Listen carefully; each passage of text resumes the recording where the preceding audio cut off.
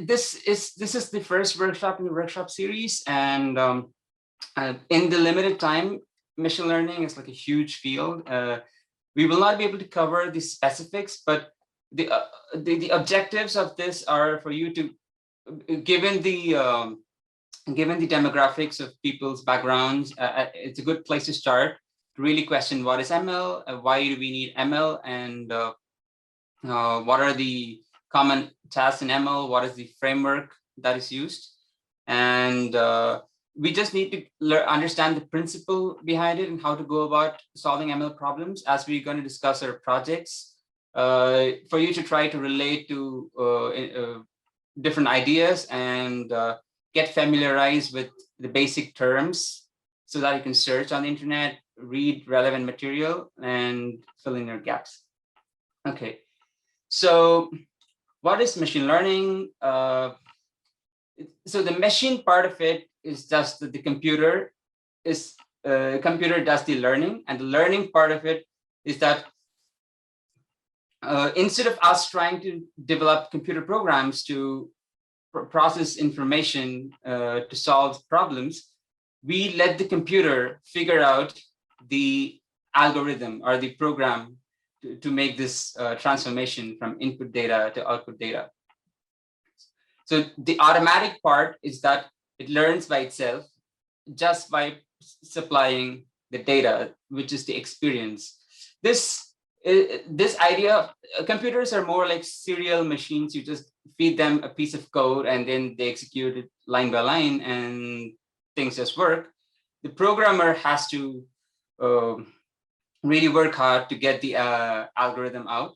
But this idea of machine learning is inspired by how humans learn. Like we were taught calculus at school. We were taught different things at school, but basic things like cognition, visual cognition, or auditory cognition, looking at things and identifying it, trying to walk. Nobody ever taught us, but we happen to acquire these skills by observing and gaining some experience. So this is the paradigm here. In the previous era, before machine learning, the traditional approach to solve problems was given some input data, that is the data in, and given a function, which is a program or an algorithm. The computer just executes the program or the algorithm and spits the data out. But with the machine learning paradigm, we just feed in the input data and the expected output data, and the computer has to figure out what is the function that transforms this input into output. So this is just another extension of it, the same idea.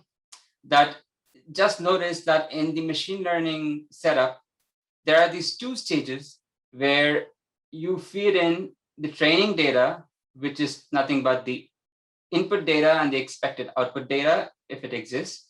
And the computer executes code to train something called the model, which is the secret key to solve the problem.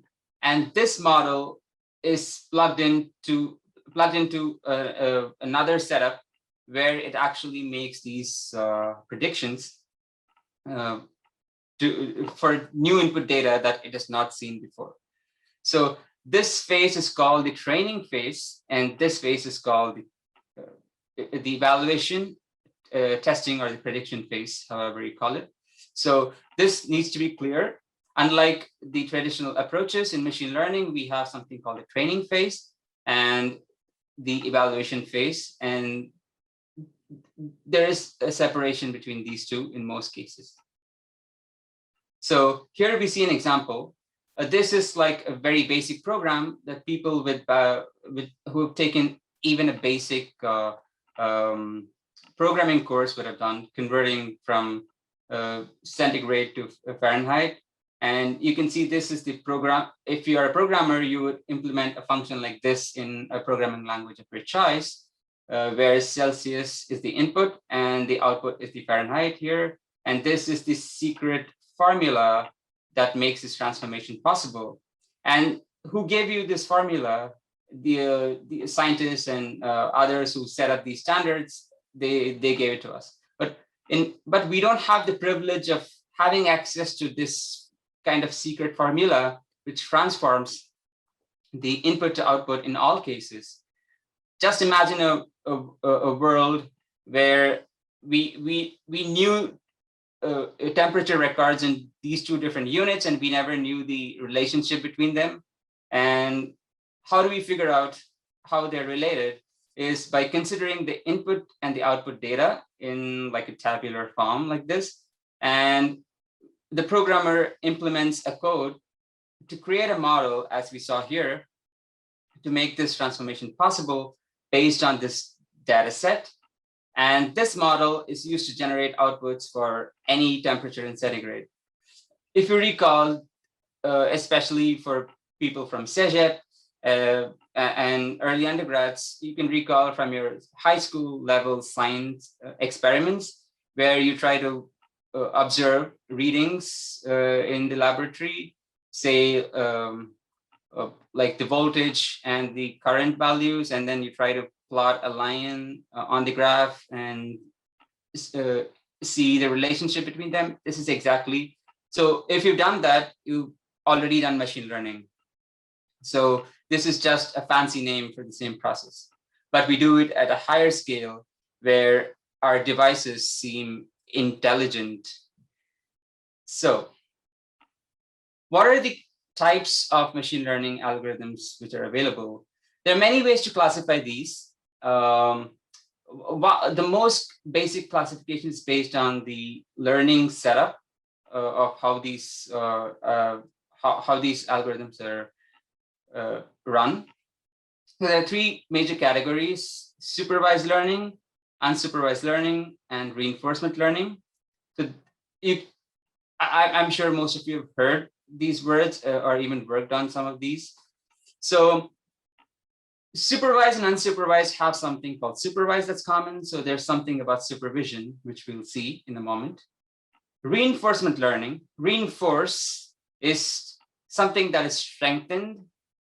This is like a reward-based learning in an interactive environment where an agent performs actions in an environment and it receives some kind of a reward to know how well the task is performed. You can see examples of like navigation or your games. We tend to play better as we experience playing a new game. So we will not get into reinforcement learning, but that's just an interesting aspect, especially for projects related to that. We will have a separate session later. But just to get an idea of supervised and unsupervised learning, there's this concept of supervision where there is like a signal which tells you, or like a field which tells you what the actual value to compute is. You can see here that these are images of dogs and cats. And in this case, it's a labeled data case where like the dogs are labeled as dogs, the cats are labeled as cats. And this is another case where the labels are actually continuous values. Here they are categories. Here they are continuous values, which are the weights of the respective animals. And this is input data without labels. So the input data is commonly referred to as X. The output data, if it exists, is actually the label, and that is commonly referred to as Y, and it's also called the target because that is what we want our system to achieve. So these are just some examples of what can some common tasks that AI solves these days, and these are the input and output data respectively. You can see spam email detection in your email inbox. It sometimes asks you to say, is this confirm if that was spam or not? And it automatically transfers some emails to the spam box. And the input there is the text and the address of the email. And sometimes it does a good job, sometimes it doesn't. So that's the thing about machine learning, that there is an element of uncertainty with systems, and we are just trying to achieve a state where it's as close as possible to perfection, but in reality, it is not. We can see that our voice assistants that we use these days, they have been better over the years, but there's still a long way to go. Again, like fingerprint recognition and chatbot, I'm just going ahead in the interest of time. So there's this concept of input and output data. Output data is the supervision part, which is the expected output, which is called label or target. So when you look at your data set for your projects or any hobby project that you work on, this would be the first thing that you look at. What is the data set? What is the input? What is the output? And is it a supervised or an unsupervised problem? So coming back here, supervised learning has two different kinds of problems, as we just saw. These are categorical labels. These are continuous or numerical labels. The categorical labels case is called classification, because you're essentially categorizing input into multiple categories or classes. That's why there's classification. Example is like your detection of the face detection on your phone, the fingerprint detection, and all those things. And regression is getting these continuous values, like forecasting numbers, the stock market, and stuff like that.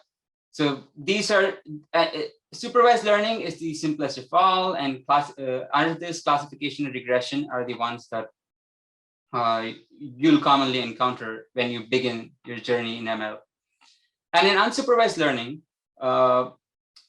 clustering is, we've obviously done this innately.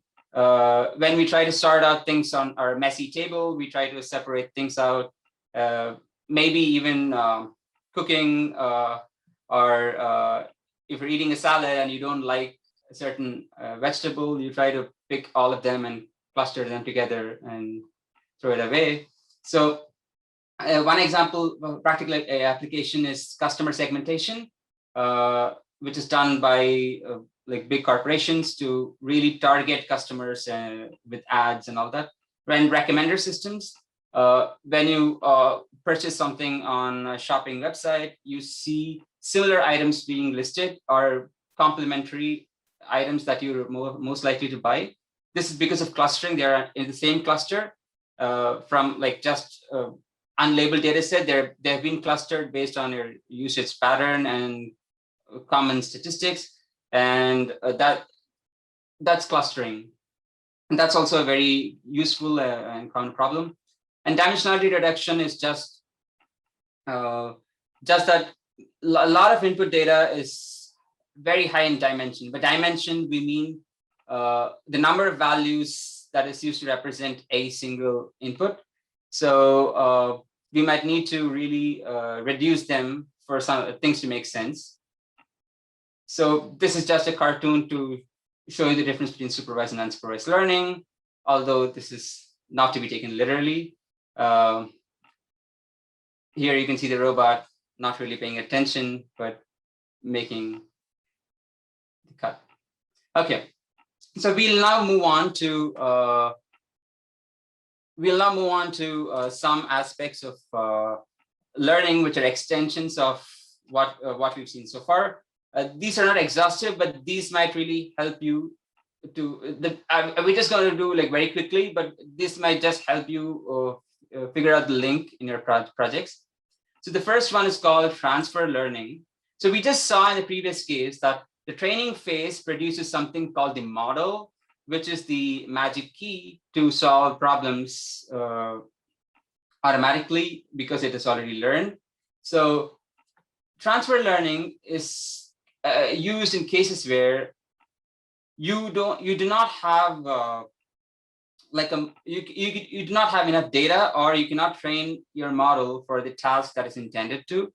So you use something called a pre-trained model, or you kind of borrow a model which has been trained for another task or another data set, and then reuse it and adapt it or fine tune it for your application or purpose. For example, like detect if there are many image detection pre-trained models available online, you can take that. Those are for like daily life objects, and if you're doing like a factory level detection task, you can take that pre-trained model and adapt it for your application and make it work. So this is very commonly used, and it might be useful for a lot of you. And next aspect is about online and batch learning. So what we've seen so far is more of an offline setup, is where you have a separate training phase. Once trained, the model, which is the secret key, is deployed where it's supposed to be used, and that's the evaluation phase. But in many cases, you might want the model to continuously keep learning as and when it gets feedback about the predictions that it makes in the real world. One example is, again, like when we wear masks in the past few months, many face detection algorithms failed, and they had to really integrate some sort of feedback from the changed circumstance and then update it. So online learning is useful in such cases where you foresee things changing versus a batch or an offline situation where learning happens independently and it just plugged in later, and the secret remains the same. So you can see here the revision phase where the predicted label is getting a feedback and the learning is updated accordingly. And the next one is multitask learning. Is if you're not just solving one task of, like, say, cats versus dog, you're using models to solve multiple tasks, like predicting the next word in your autocomplete when you type text, as well as like your emojis. That's an example. But it's just that you're doing more than one thing in a smart way by using different sets of training data and different models. A natural extension of this is called ensemble learning. So this is if you know about Kaggle and many data competitions which are out there, ensemble learning has proven to be very successful, where you train multiple models on the data set or subset or parts of the data set, and you combine them in a smart way or in a way which can itself be learned. For example, this ensemble, you can see here classifiers 1, 2, and 3 are trained on the input data, and the results computed by them are combined in a certain way. It could be like it could be based on voting, or it could be like an average, or it could have different weights here, and combine them in with a certain score. And this is a very commonly used step in real life problems. So yeah, so far we've seen transfer learning, which is very useful, online learning, multitask, and ensemble learning. We can figure out more details in the upcoming weeks or in other opportunities. So how do you approach a problem now that you have a data set, you have an input and an output, and how do you approach the problem once you try and decide what type of learning setup you're going to use? So here you can see we're just extending from what we saw before.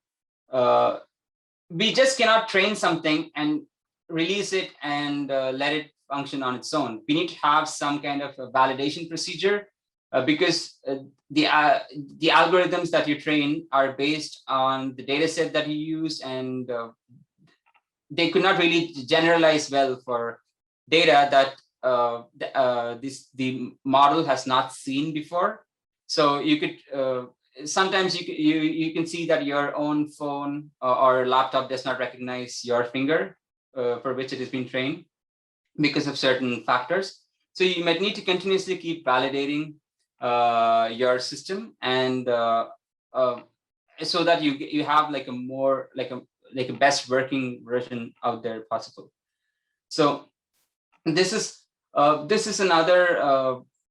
Let's not worry about the internal details, but just to have like a block level idea that you start with the problem definition, and you try to identify the features or the input data that's required to solve the problem, and then you select the required tools to code the training of the model, and then you visualize your data set to identify the data pre-processing that you can do. Like not all data is directly usable. You might have to clean your data, and then you'll have to apply the learning algorithm, which we'll look at. So far, we've seen learning algorithm to be like a black box. That's the model. We'll see what that is. And finally, you have to keep evaluating and monitoring your model to complete. So we're just going to look at 4 different aspects, and we're almost done. So first is the data. So data can be of many different types. It could be in many of these numerical types, or it could be of different modalities like image, video, audio, text, tabular data. So you need to first have an understanding of what type of data it is and how to represent that data. So in the case of images, we can represent images as matrices. And in the case of audio, it can be represented as like one-dimensional vectors or like arrays, like just a row. Many different data types have representations which are like, these are called vectors in theoretical terms because they are like multi-valued numbers. So that is why you see linear algebra being associated with machine learning. And once you represent your data, you cannot directly use it to train your model. You have to perform some kind of feature extraction, because despite the pre-processing and cleaning, the data is not directly indicative of its features. For example, in this case, these are the features, like the dome here, the shape of the building, which indicate that it's what the structure is supposed to be. And even in the case of sound, it cannot be directly used. It needs to be pre-processed to extract something called MFCC. It's a frequency thing, which needs to be extracted to really identify where people are stressing, their accents and all that. So you need to perform some kind of feature extraction, which is independent of machine learning sometimes. So this is some step. In this case, you might have to refer to computer vision algorithms to perform this. Here, you need to refer to audio signal processing algorithms. You might have to do further feature engineering to maybe carry out like a dimensionality reduction using unsupervised learning, or try to understand, try to skew the data in some way that we can perform the task better. In this case, it's classifying these different images into these categories. And if we find a certain transformation, which is just applying a function on the data, like squaring it and all that, in such a way that these categories are separable, you can see that the colors are clustered together. So if you can achieve a transformation like this, then your model can easily figure out the difference between these different the categories. So the model is the biggest part, which we'll have to refer to documentation. At this point, we can refer to the Carbit courses for those enrolled in the projects to take a deeper dive. This is just to give you an idea. See, these are different kinds of models which are supported by many different machine learning frameworks like scikit-learn. Here, for example, these are different classifiers. There are tree-based models. There's support vector machine. There are these probability likelihood based models, neighbors based models, and ensemble models. So so this is just an example of decision tree which we ourselves use in real life. This is commonly used in many different applications. So we'll take a TIE example to see today is a parametric model. This is a parametric model are models which contain values which are called parameters or weights. In this case, it's linear x, which is the input that we've seen. Y is the expected output. They're related by this equation. If don't get bogged down by the math, if this is too much for you already, we have the machine learning frameworks take care of all these things for you, just for you to understand some simple idea. So you can see here, these two are the parameters where one is multiplied with the input and the other one is added to the input. Beta 1 is multiplied and beta 0 is added. And this actually geometrically corresponds to a line. If you consider some data in 2 dimensions, like with 2 different feature dimensions here, which are these red points, which are scattered, and you can randomly draw a line to kind of cover all these data points, and you have an error term, which is an error which is actually the difference between what is represented by the line for the respective input, which is the x here, and actually the y-axis here represents the output y, the x-axis here represents the input x, and you can see here that for the line, the predicted output corresponds to points on the blue line itself, and the actual output correspond to the points on the red plus symbols. And for any given x, say 0.7 here, somewhere here, you can see the corresponding y is of the blue line is here, but the corresponding y hat, we call it y hat, or the target value of the data set is here. So there is a deviation between what is predicted by the model and what is actually the case. And this difference is called the error, which is something that we should take note of to really fit our line and make this model better. So to quantify this, we look towards the loss function. So you've seen the data, the model, the data, we've discussed it enough. The model, which is the function, how you combine the data. And the loss function here, again, don't get bogged down by the math. You can always refer to them later, and we're going to use programming frameworks. But you usually have these functions which are based on 2 different values, which are y and y hat. Y is the actual ground truth target value in the data set, and it's actually inverted. Y hat is the predicted value by the model. So in the case of regression, we look at something called the mean square error, which is just the square of this difference. We take the square because the error could be on both directions. It could be positive or negative. So just think of it as like a function which measures like a score or an error between the predicted and the actual values. And you can see here that to solve this problem, we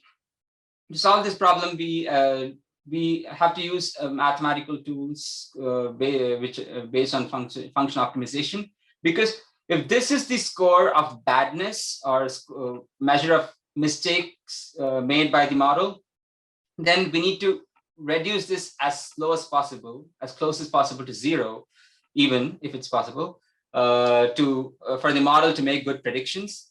So this is function optimization we use in math, and this is where all the numerical optimization math comes in. Let's not get into those details, but just for you to understand, you start from some value, you compute the function. If you consider the function for the curve here, you start from some value and you keep sliding along the direction, along a certain direction until you reach a point which is minimum, and you stop there. And that is the best you can do to minimize this function. So that is exactly the principle which we are going to use here. But just note that it's going to be in 2 dimensions because we have two different parameters in the linear model. Let's call them theta1 and theta2 instead of beta0 and beta1, because the graphic has that notation. But so in this case, you can see, again, just like this figure, it starts from this point here and then slides down to like a minimum point. It need not necessarily, for a linear model, it is actually the absolute minimum point, but it need not necessarily be the absolute minimum point. So all that we do during training is really identify the optimal parameters, the parameters that give the least value of the loss functions. And how do we optimize this? On what basis do you optimize this? We use the data set, the training data set, to compute the values and slide down. And the sliding process is what is called training. And we use something called the hyperparameter, which is like a superior thing of the actual parameters of the model, which in this case is the learning rate, which is a numerical value of how fast or how slow the sliding down happens. So this is a climbing down procedure, and this is why machine learning is computationally difficult, because in higher dimensions, when we have just 2 parameters, it's a very simple model. It takes some time. So when we have multiple parameters for complex models, then it's going to really use computational resources. So we use GPU accelerators to parallelly process these things. You need not understand the technicalities at this point if you're not aware, but just know we use GPUs because of this reason, that because data dimensions are higher, the number of parameters are usually higher, and because of a huge dimensionality of parameters, this surface is super complicated and requires a very complex way to really do the sliding down, and that's why we use GPUs. So this is an example of what happens during training. It starts from an arbitrary position, and then the line eventually aligns itself towards the best fit orientation, and the coefficients, or the parameters corresponding to the best fit line, are the optimal parameters, and these values are the secret sauce for making a solution possible. So you can see here that the test and training, as we split the data set into test and training. A given data set, you can split it into test and training.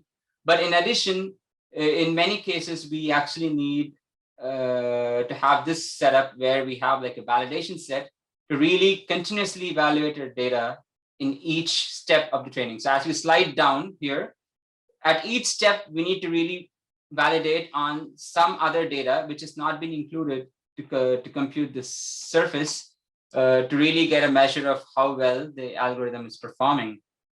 And this is called holdout validation, because you're really holding out a data set, a subset of the data set.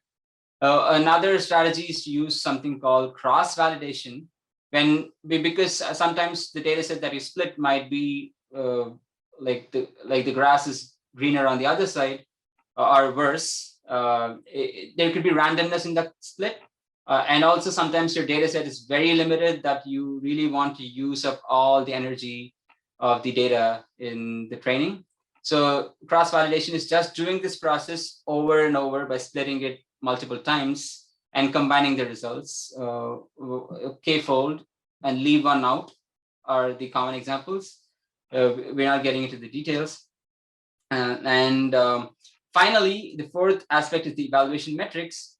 Is as we plot the value, as we compute the value of the loss function and any other metric that we want over the epochs. Each step here is the epoch. Each one step of sliding down happens after the entire data set is processed. So that is called one epoch. And over epochs, these are learning curves. When you work on ML projects, this is the ultimate figure, which gives an indication of whether you're doing well or not. So across epochs on the x-axis, you kind of plot the metrics, like the loss function that you actually optimize here, the value of j here in this case, or f here in this case, and like accuracy and other metrics which are relevant for the task you're solving. And you do that for both the training set, which is used in the optimization, and as well as the validation set, which is not used in the optimization, which is just used for evaluation. And for metrics like loss, it has to really go down as much as possible. You can see that the loss is like minimum as the epochs increase. And here you can see that as epochs increase, the accuracy, which is like a score on 1 for these classification, you can think of cat versus dog. So 0.9 is 90% accuracy. So this is doing better and better as epochs go. But this is not always a rosy picture. Sometimes you can see, as you observe here, like a lot of variations, and sometimes your train performance like does better. Here loss is lower is better, but validation is increasing. So in this case, this situation is called overfitting. It means that the model has learned too much from the data, that it's not accepting it's not working for anything except what is in the training data. It's like you study for exam for just a couple of topics, and you cannot expect the same topics to really appear. There could be other topics which are covered in the syllabus. So you have other metrics like confusion matrix. You've heard of these true positive and true negative, false negative, all these days. This is a binary classification, two-class classification, where you compute the number of samples which are, there are two possibilities, right? Predicted class 1 and class 2, actual class 1 and class 2. So these four combinations give rise to these different methods. And this is like a generalization of the same thing for like multiple classes. These are some SMC80. These are different 5 classes actually. And you compute the score, and you can see this is another way of pictorially understanding the classification. You can see if AD is classified wrongly more than like FTLD, then you need to fix issues with respect to those. So finally, deploying once you go through this whole procedure. So this is like an example of a train model. So once you train this model, you will have to like using Python and others framework. You store the data in some data storage service, and then you finally you might have to do some kind of software engineering to embed it into your application, like it could be a mobile application or desktop application, or on another smart device, and then get some feedback of sorts in the production environment. As we use the validation during the training to really improve the model, we really have to, once we deploy the solution, it's not like you get some better accuracy or better metric and then you are like you wash your hands off. You just have to really monitor its performance in the production environment, because real world is different and it's difficult. You can see here these are autonomous cars which are almost not crashing and they're lucky, but here you can see the robot here trying to play soccer and it just falls down. So the real world applications, you need to be really careful. So in summary, these are the steps you need to follow to approach a data science problem, a machine learning problem from scratch. Understand the specifications of inputs, targets, and the task that it corresponds to, like if it's clustering, is it classification, is it regression. Understand the data set and identify the good patterns in the data, try to get rid of noise and errors because of measuring, and choose the models that are relevant for this task based on literature and your own reasoning, and then train the model on the data, have a good validation mechanism. Sometimes the hyperparameters really make a difference, learning rate and all that, and the architecture of the model itself. So, and pay attention once you deploy it. So this is just to show what's the difference between traditional machine learning and deep learning. Like we saw like a feature engineering step, and from which we extracted features and then applying models to it to compute the result. Deep learning basically does all these steps together in most cases. So that's the difference we'll see in the upcoming weeks, but this is just for you to know the difference between. So the traditional machine learning is kind of like a shallow learning. The deep learning has like deeper layers of functions, which we will see later. And deep learning and machine learning are all parts of artificial intelligence. And I actually had like 2 demos planned, but I think I'm over time, and I see already questions coming in. Yes. Thank you, Pravish. We have 5 questions so far in the chat. Maybe we go through that so quickly. We have from Rosho on the multitask learning. Is the goal to have a model capable of classifying many things?